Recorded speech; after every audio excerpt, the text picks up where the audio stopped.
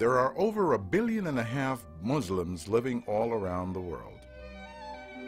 Saudi Arabia, Indonesia, India, Egypt, Pakistan, Lebanon, Somalia, England, Malaysia, Tunisia, China, America. America? Yes, America.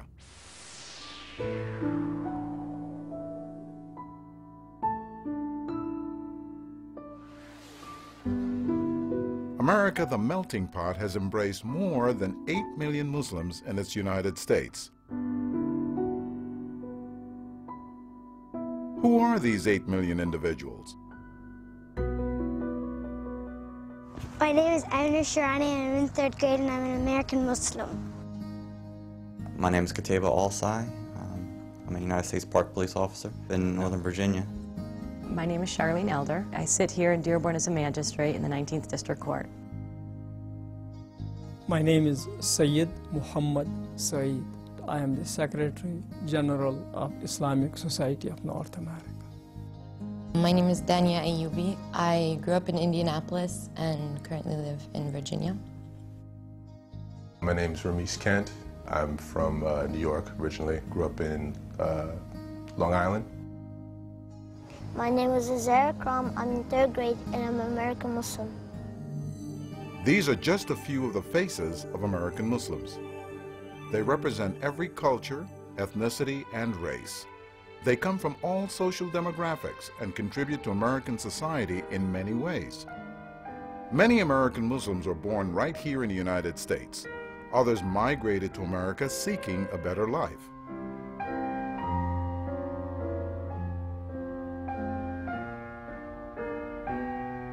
Sadly, for many people, their notion of who American Muslims are and what they believe in has been tarnished by the tragedy of 9/11.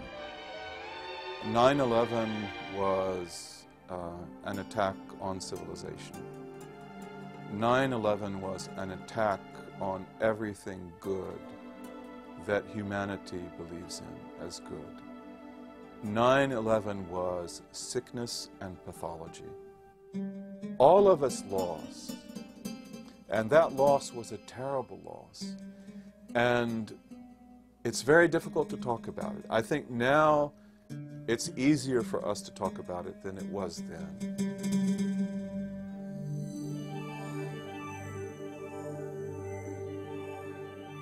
Terrorism is a crime against humanity.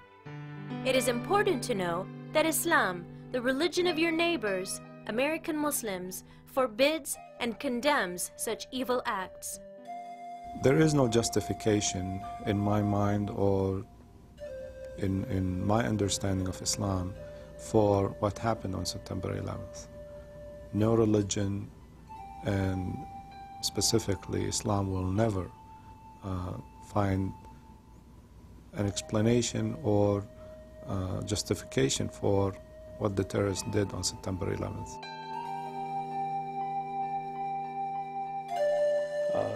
We're just as angry and upset about it as any American would be about what's going on out there. We definitely don't agree with it. And I get a lot from people, especially co-workers, you know, how come leaders in your community don't speak out against it? And it's like, well, how many times have you been to my mosque? And if you're not hearing our leaders speaking out about it, then listen to us. Listen to us. We're speaking out against it.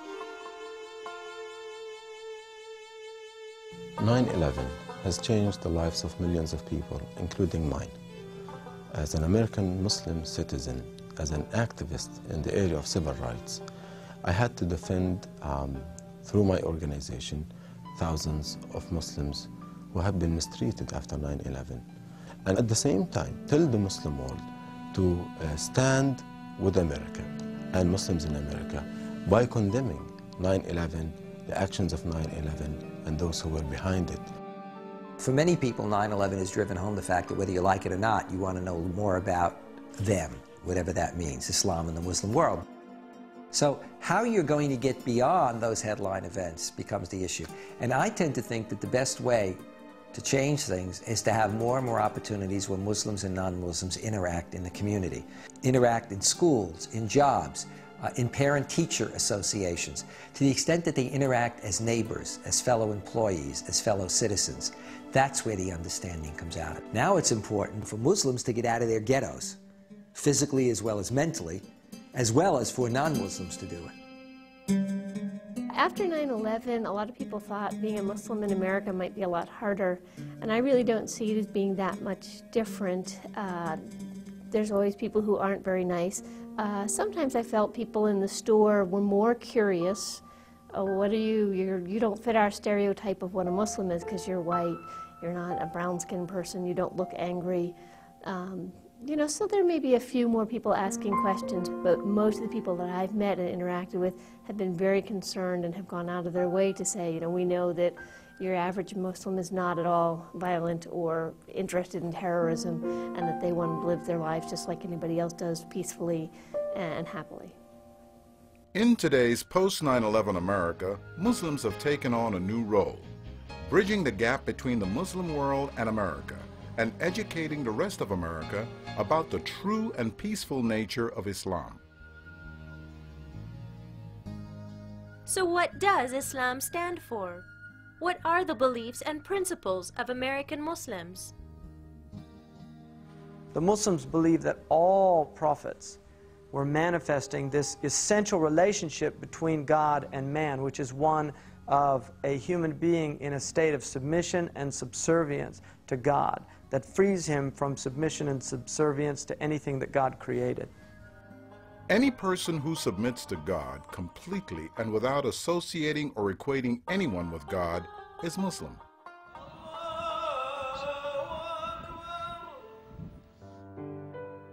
Americans do look at Islam and look at it as something foreign or ethnic specific, or specifically relating to a certain nationality and race of people.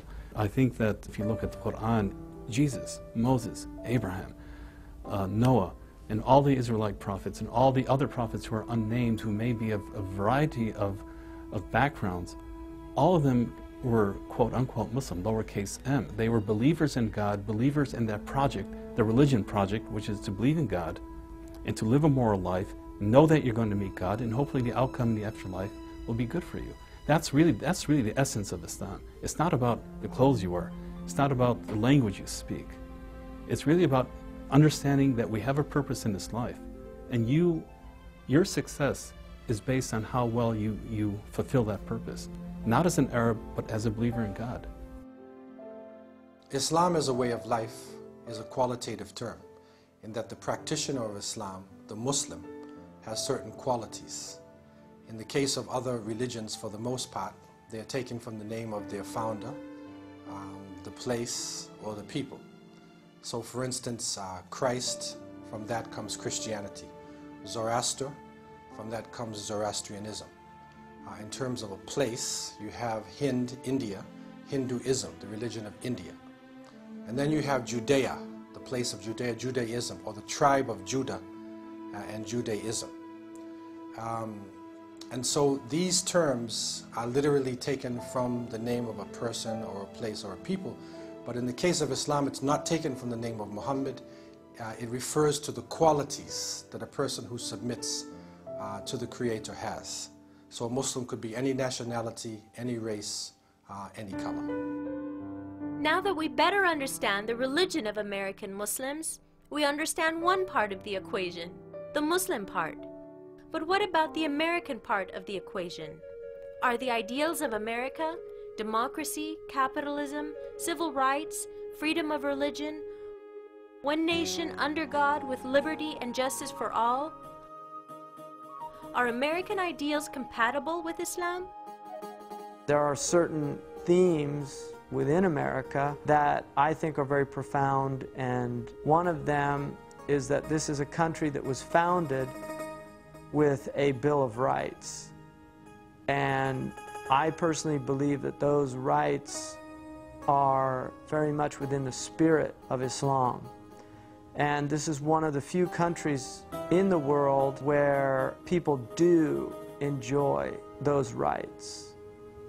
The more I live in this country, the more I adapt its values. And I see every day that Islam is very close to the American values, the values of justice, freedom, respect of one another, and sharing, and so on. These are Islamic values, and therefore there is no contradiction between American values, and Muslim values. I think Muslims will be surprised the similarities between the American ideal and some of the values that Islam has that are time-honored. One of them is a sense of independence. The original founders of Islam were fiercely independent-minded people. They have some of the things that remind me of the founding fathers of America, and I'm not comparing them in terms of their religiosity. But the founding fathers of this country were very independent. They were ready to wage a war to separate from England, and they did. So that independent spirit did not go. I think you still have that here. I do not believe in any case whatsoever that being a Muslim compromises being an American. I think they're both complementary components. And quite the contrary. They're a complete complement. Democracy, values, family, all the things that we talk about here in a democracy or here in the West are exactly that of Muslims. And as a matter of fact, Muslims are more free here in this country to express themselves as being Muslims than even in the Middle East. The big problem that Muslims of immigrant experience have in this country is their parents misassociating certain ethics of the Qur'an, ethics of Islam with the ethnicity. So they, in their attempt to help their kids grow up morally, what they do is strive to preserve the ethnicity that they have and they want to bequeath to you. Unfortunately for the kids, they don't pick up on that. What they get is only a certain sense of Arabness or Indianness, but they forget that there's an overall ethic that they're trying to portray, ethics of being honest, ethics of preserving your chastity, ethics of not lying, of not drinking, staying away from the vices of America.